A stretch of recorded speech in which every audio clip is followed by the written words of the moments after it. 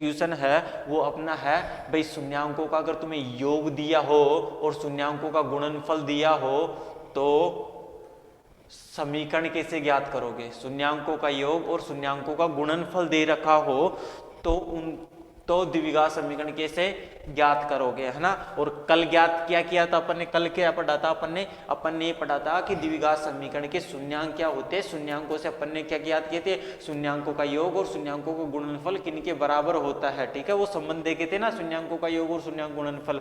हाँ, तो वही दे रखी है अब अपने को। तो अब अपने से पूछा कि द्विघात समीकरण कैसे निकाली जाती है ना। इधर देखोगे तो द्विघात समीकरण क्या होती है, ax² + bx + c, ठीक है। ये द्विघात समीकरण का व्यापक रूप होता ही है। अगर द्विघात समीकरण ये है तो उनके जो शून्यांक है वो क्या होते हैं, एक अल्फा होता है और एक बीटा होता है ना। और शून्यांकों का योग देके यानी अल्फा और बीटा को हम जोड़ते हैं तो वो किसके बराबर आता है, ये आता है भाई साहब -b/a के बराबर आता है ना। और उनके गुणांकों की बात करूं तो इनका गुणा कितना आता है, c/a के बराबर आता है, ठीक है। तो यही कह रखा है कि भैया अगर शून्यांकों का योग दे रखा है और शून्य का गुणनफल दे रखा है तो अपने को ये द्विघात समीकरण निकालनी है। देखो निकालना बहुत आसान है क्योंकि इसमें क्या दे रखा है, b है ना, a और c a, यानी a का तो दोनों में भाग लग रहा है। सिर्फ ऊपर क्या है b और c अलग अलग आएगा, बाकी नीचे a तो क्या आएगा, दोनों में आएगा, ठीक है। तो यहां से अपना क्लियर हो सकता ना, a ये रहा, b ये रहा, c ये रहा। तो इस समीकरण के अंदर ऐसे कि ऐसे इनके मानों को इनमें रख देंगे तो द्विघात समीकरण आ जाएगी अपनी, ठीक है। तो ऐसे ही ज्ञात करना है, ठीक है। कैसे ज्ञात करोगे, अगर शून्यांक दे रखे हो तो समीकरण कैसे ज्ञात करोगे, इस प्रकार से। यानी कि जो a b c कैसे थे, ये यही तो रखे थे अपन ने, ये इनके गुणांक समीकरण के जो गुणांक है कौन कौन सा है, a b c है, तो वो क्या है, ये रहे, है ना। तो इनको क्या करना है, इनमें रखना है। अब देखो अपने को ढूंढना है उनमें जो शून्यांक गुणनफल दिए गए हैं, है ना। जैसे कि क्वेश्चन में दे रखा है कि पहला क्या दे रखा है, शून्यांकों का योग के लिए कहता ना, शून्यांकों का योग अल्फा प्लस बीटा, ये क्या दिया है, 1/4 दिया है। और शून्यांकों का गुणनफल, पहले योग दिया था बाद में क्या दिया था, गुणनफल। गुणनफल क्या होता है, अल्फा इंटू बीटा, वो कितना दिया है, -1। अब हमको इनमें चेक करना है कि ए बी सी क्या है ना। तो ए बी सी हमें चेक करना है। तो मैं देखूं इसके अंदर, तो इसके अंदर तो क्या है, ये क्या होता है, -b/a होता है, ठीक है। तो हमको यहां से पता चल गया कि b भाई साहब कितना है, 1 है, ठीक है। b तो कितना है, 1 है। और यहाँ -b दे रखा है वैसे तो, -b कितना है, 1 है। तो b कितना हो जाएगा, b हो जाएगा -1, ठीक है। और a की बात करूं तो a कितना है, 4। वैसा ही इधर होना चाहिए ना, a कितना होना चाहिए, 4 होना चाहिए। तो इसको भी 4 बनाओगे ना, देखो इसके नीचे भी क्या होता है, ये भी क्या होता है, c/a होता है, ठीक है। c/a होता है। a की बात करूं तो a 4 आ रहा है ना। और इधर समीकरण में भी क्या आता है, मतलब दोनों के नीचे a आता है, यानी कि वो दोनों ही क्या होता है, सेम होता है। समीकरण में जो a होता है वो a की तो होता है, मतलब यहाँ कह रखा है कि a बराबर कितना है, 4 है। और यहाँ पर इसने दे नहीं रखा तो मतलब यहाँ भी कितना होगा, 4 होगा। तो देखो यहाँ भी कितना था, देखो यहाँ तो कितना है, -1 है, ठीक है। और नीचे क्या करूंगा मैं, 4 कर दूंगा। अगर 4 बना दूंगा तो मेरा a आ जाएगा क्या, इसमें भी a इतना है और इसमें भी a आ गया 4, ठीक है। अगर मैं नीचे 4 लाया तो ऊपर भी मेरे को 4 से गुणा करना पड़ेगा क्या है, यानी कि मैं अगर इस -1 को ऊपर नीचे 4 से गुणा कर दूं तो क्या ये बन जाएगा क्या मेरा, कितना, -4/4 ये बन जाएगा। अब देखो यहां से कितना आ गया, a बराबर 4 आ गया और c बराबर कितना आ गया, -4। तो ऐसे निकाल लेना, यानी कि इनमें ये चेक कर लेना कि a आ रहा है कि नहीं आ रहा है, ठीक है। बाकी b और c तो क्या है, अलग अलग है, तो अलग अलग हो सकते हैं, लेकिन a तो क्या होगा, दोनों में सेम होगा।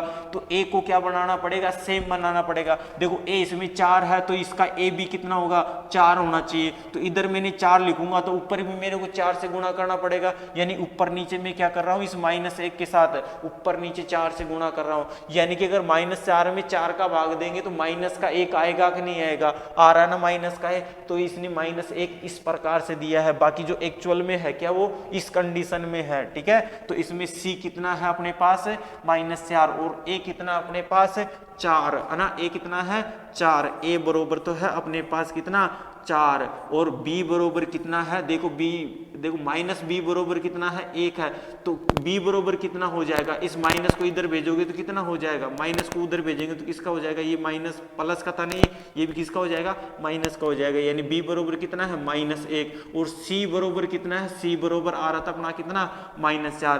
तो अपना a b c आ गया क्या, इस प्रकार से अपने को a b c निकालना है। a b c निकालने के बाद में अपनी द्विघात समीकरण आ जाएगी, और द्विघात समीकरण का व्यापक रूप मैंने क्या बताया था, ax² plus bx plus c बरोबर 0, ये बताया था क्या। अब इसके अंदर ये मान रख दो, इसके अंदर रखोगे तो a कितना है 4, तो यहाँ पर रखो a का मान 4, x है तो x², देखो b का मान कितना है -1, यहाँ पर -1 रखना पड़ेगा, तो -1 है ना, इंटू क्या है x, अगर x को 1 से गुणा करूंगा तो क्या x ही आएगा, क्या आएगा, ठीक है। अब देखो c कितना है -4, तो c की जगह रख दो भैया -4, रख दिया क्या, बरोबर में कितना 0, यही अपनी क्या होती है, द्विघात समीकरण होती है, ठीक है। इस प्रकार से अपने को द्विघात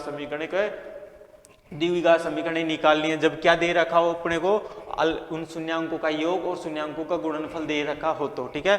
देखो नेक्स्ट समीकरण देखते हैं, है ना, नेक्स्ट क्वेश्चन देखते हैं। इसमें एक और दे रखा ना, ये वाला चेक करते हैं कि ये वाले में बैठ रहा है एक्स तो ना नहीं बैठ रहा है, ठीक है।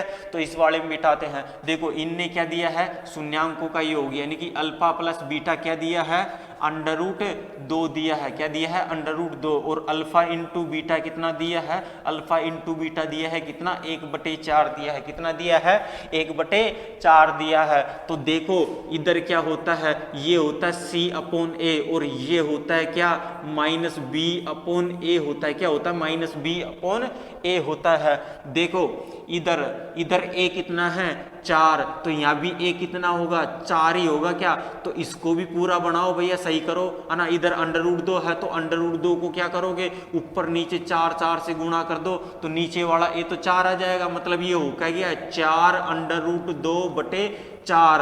अब देखो a 4 आ रहा है, क्या 4 आ रहा है, a इधर 4 आ रहा है, क्या 4 आ रहा है, यानी कि नीचे का a को बरोबर करना है और कुछ नहीं करना। a बरोबर हुआ तो द्विघात समीकरण के ये जो गुणांक है वो आ जाएंगे, ठीक है। यानी कि a अपने पास आ गया कितना, a आ गया अपने पास 4, ठीक है। और b को चेक करना है कि b कितना है, b अपने आया था, देखो ये माइनस का b है तो ये वाला किसका हो जाएगा, माइनस का हो जाएगा, अगर प्लस का b लिखेंगे तो, है ना। b बरोबर कितना हो जाएगा, -4√2 ये हो जाएगा, ठीक है। और c की बात करूं तो c कितना आ रहा है, c आ रहा है यहाँ पर कितना 1, ठीक है। अब देखो समीकरण में रख लो, समीकरण क्या थी, ax² plus bx plus c, ये हमारे द्विघात समीकरण का क्या है, व्यापक रूप है। तो इसके अंदर अपने को रखना है, यानी ax² plus bx plus c बरोबर 0। इसके अंदर क्या रखना है अपने को, इसके अंदर अपने को a b c के मान रखने हैं। तो a का मान रखो, a कितना था 4, तो 4x² आ गया, ठीक है।